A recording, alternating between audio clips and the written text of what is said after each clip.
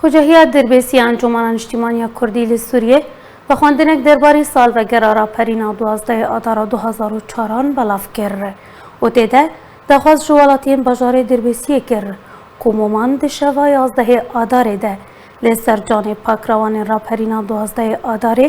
و که وفاداری که جو خوینوان را وخن هر وها و خواندن خوجهیه دربیسی آن کسی دهاتیه دخواست جوالاتین بجار دربیسی و کندواره و کریه کروجا 12 آذر دمجمر 11 نیو رو به مقام شلو بینچ خولکان لسر جان پاکروان را پرینا 12 آذر و پاکروان کرد و کردستانه و که وفاداری جو خوینوان را لپیشیا بارگاه انجمن خوجهیه بجار دربیسی کم ببین و لسر جانوان راوستن و خواندنجی گشتیه